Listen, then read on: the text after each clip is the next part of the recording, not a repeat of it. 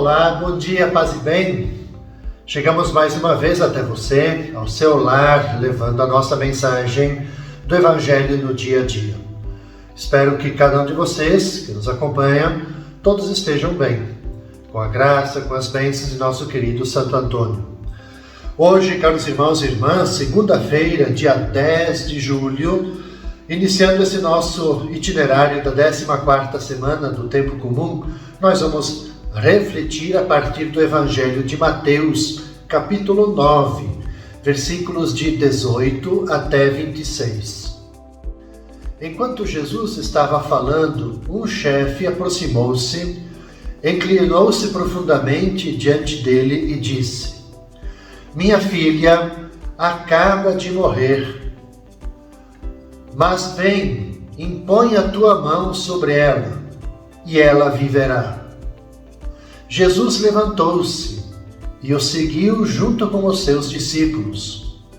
Nisto, uma mulher que sofria de hemorragia há 12 anos veio por trás dele e tocou a barra do seu manto.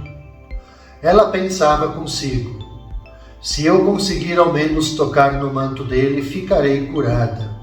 Jesus voltou-se e, ao vê-la, disse: "Coragem, filha, a tua fé te salvou." E a mulher ficou curada a partir daquele instante. Chegando à casa do chefe, Jesus viu os tocadores de flauta e a multidão alvoroçada e disse: "Retirai-vos, porque a menina não morreu, mas está dormindo." E começaram a caçoar dele. Quando a multidão foi afastada, Jesus entrou, tocou a menina pela mão e ela se levantou. Essa notícia espalhou-se por toda aquela região. Vejam, meus caros irmãos e irmãs, o relato de um milagre se encaixa no relato do outro. Temos aqui uma sequência de 2 milagres. O primeiro, a cura de uma doença grave. O outro milagre é a restituição da vida a uma menina morta. Nos 2 casos, 2 atitudes são decisivas, que é a fé. Aquela fé que pede e aquela fé que espera. 2 atitudes fundamentais. E o toque físico de Jesus. E como em outras ocasiões, Jesus não se move com base em preconceitos. Veja, ele se deixa tocar pela mulher considerada impura porque ela sofria de hemorragia. Depois, ele toma a pequena defunta pela mão e faz ela se levantar. Também aqui nesse caso, tocar em defunto era uma ação proibida pelas aquelas tradições antigas. Então, aquele que é a vida, no caso Jesus, e devolve a vida, ele não pode se contaminar tocando um cadáver.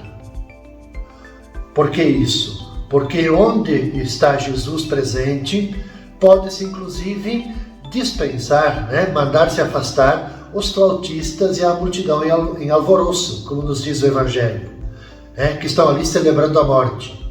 Por quê? Porque Jesus é a ressurreição. Quem acredita nele, mesmo que morra, ele vai viver.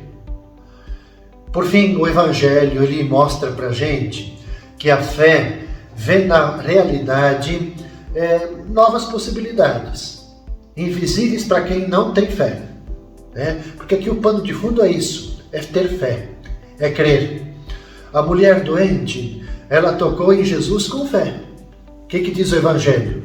"Se eu ao menos tocar nas suas vestes, eu ficar curada." Então aquele fora, obviamente, um toque diferente, um toque com fé. E Jesus sabia disso. Por isso que ele afirma: "Filha, tem coragem, a tua fé te salvou." E no episódio da filha de Jairo, que é a sequência do relato, Jesus expressa que a fé vê, expressa aquilo que a fé vê na verdade. Quando ele afirma: "A menina não está morta, está dormindo."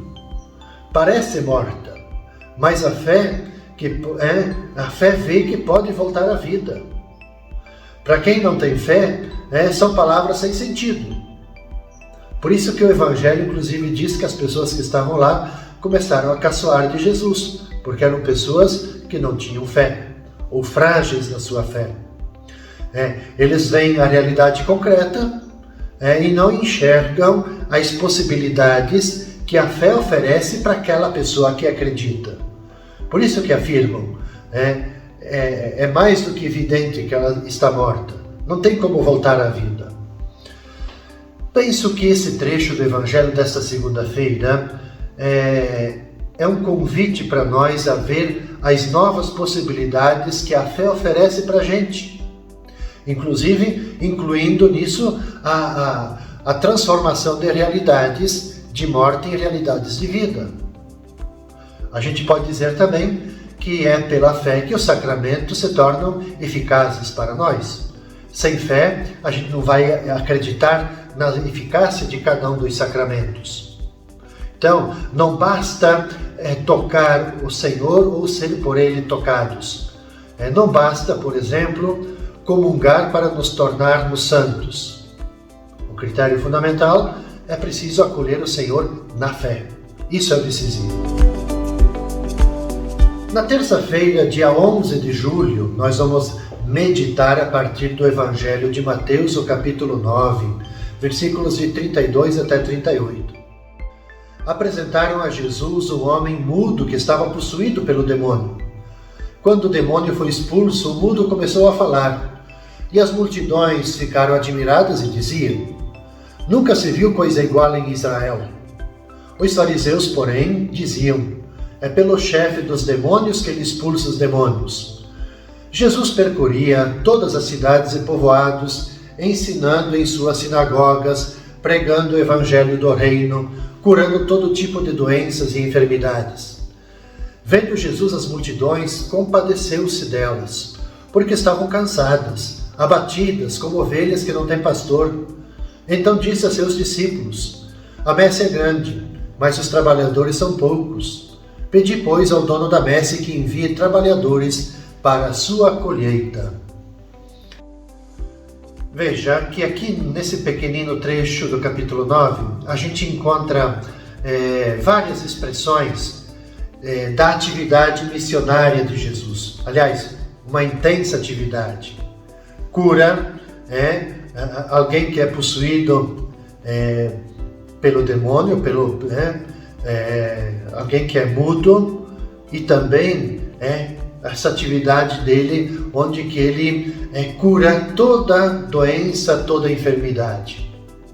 E ainda, o Evangelho diz que ele ensina nas sinagogas. Ele prega o Evangelho nas cidades, nos vilarejos. Ele se enche de compaixão pelas pessoas, pelas multidões angustiadas, abandonadas. Acolhe de bom grado as aclamações das pessoas. Houve, inclusive, a absurda acusação de que o bem que ele faz, o curar, o expulsar os demônios, ele faz isso com a força do chefe dos demônios. Então, nós visualizamos nesse pequenino trecho um intenso trabalho que empenha Jesus por inteiro.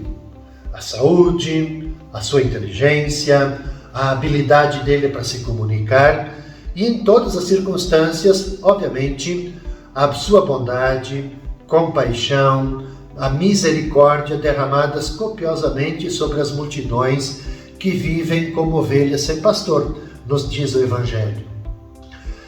Com tudo isso, o que eu quero dizer? Que o centro desse texto é aquele em que o evangelista Mateus, ele como que capta o coração de Cristo que se enche de compaixão pela multidão cansada e abatida. O Evangelho diz, estão ali jogadas como ovelhas sem pastor. Ninguém que as guie, ninguém que as oriente. Essa expressão eu chamo a atenção porque quer mostrar o amor materno de Jesus para conosco. O nosso sofrimento, o sofrimento de cada ser humano, toca toca Jesus profundamente. Toca ele até o ponto de fazer com que ele se compadeça e também, por que não dizer, que ele sofra com a gente. Né? Que ele carregue sobre si as dores nossas, no seu mistério de morte e ressurreição.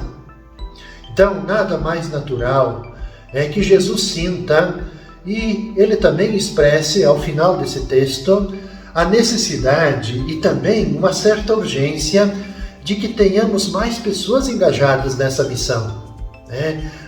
Essa missão belíssima de curar, de ensinar, de pregar, de ser tocados pela compaixão, de acolher o outro. Então, é muito importante que tenhamos muitos engajados, muitos trabalhadores e trabalhadoras engajados na colheita. Por isso que ele recomenda, isso é importante em nossa atitude diária, nas nossas preces diárias, que nós também coloquemos em nossas preces, nossos pedidos, que tenhamos mais pessoas engajadas. Então, por quê? Porque Jesus recomenda que os peçamos ao Senhor. E na quarta-feira, no dia 12 de julho, nós vamos rezar, refletir a partir do Evangelho de Mateus, capítulo 10, versículos de 1 até 7. Jesus chamou os 12 discípulos e deu-lhes poder para expulsarem os espíritos maus e para curarem todo tipo de doença e enfermidade. E estes são os nomes dos 12 apóstolos. Primeiro Simão, chamado Pedro, e André, o seu irmão. Tiago, filho de Zebedeu, e seu irmão João. Filipe e Bartolomeu, Tomé e Mateus, o cobrador de impostos. Tiago, filho de Alfeu, e Tadeu. Simão o Zelota e Judas Iscariotes, que foi o traidor de Jesus. Jesus enviou esses 12 com as seguintes recomendações: não deveis ir onde moram os pagãos, nem entrar nas cidades dos samaritanos. Ide antes as ovelhas perdidas da casa de Israel. Em vosso caminho anunciai o reino dos céus está próximo. Veja, meus caros irmãos e irmãs, é o evangelho da missão, onde que Jesus confia, aliás, onde que Jesus chama, Jesus acolhe e confia aos 12 a missão. O que eles têm que fazer? Como que tem que se portar? A missão, percebamos, não tem muita exigência, apenas uma. Aonde que eles têm que ir? As pessoas que estão aflitas, perdidas, necessitadas. E o que tem que fazer? Anunciar o reino dos céus. Ou seja, anunciar o reino dos céus é reconstituir a vida e a dignidade de cada ser humano. É aquilo que está no início do Evangelho. Curar todo tipo de doença e enfermidade, sejam elas físicas, sejam elas espirituais. Veja que o Evangelho, quando se constata a necessidade de trabalhadores, como vimos no Evangelho da terça-feira, Jesus ele constitui esse grupo dos 12, onde que ele vai dar o nome então de apóstolos, ou seja, outro nome do dizer assim, aqueles que vão ser enviados em missão. São pessoas de origens e culturas diferentes. Eles têm temperamentos e tendências, podemos dizer políticas, das mais variadas. E Jesus reúne os apóstolos e os mantém perto de si, primeiramente, para os instruir. E dá para eles a tarefa de libertar integralmente as pessoas, e por isso que confere para eles, veja, a força, o poder de expulsar demônios e curar toda doença e toda enfermidade. A gente pode se perguntar à luz disso, qual de fato é o núcleo da pregação que Jesus propõe para esses apóstolos? O núcleo é aquilo que está no finalzinho do Evangelho. Anunciem que o reino de Deus está próximo. Ou seja, o reinado de Deus está ao alcance de todos, desde que as pessoas se abram para o acolher. Então, o Evangelho, quando Jesus diz, ide, anunciai, Evangelho, a gente tem que ter essa consciência que não é, em primeiro lugar, uma exigência, mas o Evangelho é dom que salva. Jesus, ele dá para os apóstolos o poder de curar, como um sinal da presença entre nós de Deus que salva. Então, antes de Jesus ficar apresentando para o grupo dos 12 exigências morais, legais, penso que aqui também nós, cada um de nós devemos testemunhar a bondade de Deus para com as pessoas.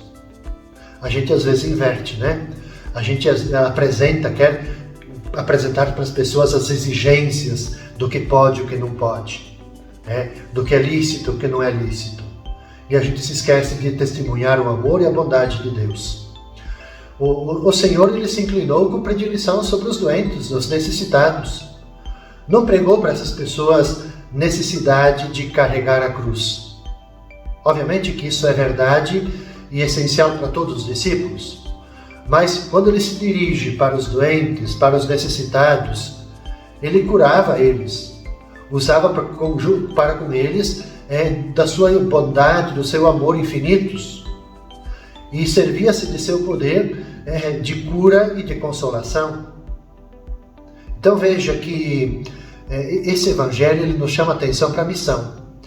Por quê? Porque a missão, ela se realiza pela simples presença e pelo testemunho vivo da vida cristã. Mas, obviamente, que há outros meios de evangelizar. Sim, é verdade, pela vida litúrgica, pela oração, pela contemplação, pelo diálogo. Mas não esqueçamos que há também o compromisso concreto no serviço às pessoas e toda atividade de promoção social e de luta contra a exclusão social, contra a pobreza, contra as estruturas que provocam pobreza e exclusão. Então, o âmbito, é bom que tenhamos essa clareza, o âmbito da missão, ela compreende tudo isso. Compreende a vida litúrgica, a nossa contemplação, a nossa oração, mas também a promoção social. Com essa reflexão, nós concluímos, caros irmãos e irmãs, o itinerário dessa primeira parte da 14ª semana do Tempo Comum, segunda, terça e quarta. Nós vamos nos encontrar, então, na quinta-feira, nesse mesmo horário, levando, então, as demais mensagens, quinta, sexta e sábado. Desejo a cada um de vocês, caros irmãos e irmãs, um bom início de semana e que Santo Antônio sempre abençoe, sempre proteja, cuide de cada um de vocês. Paz e bem.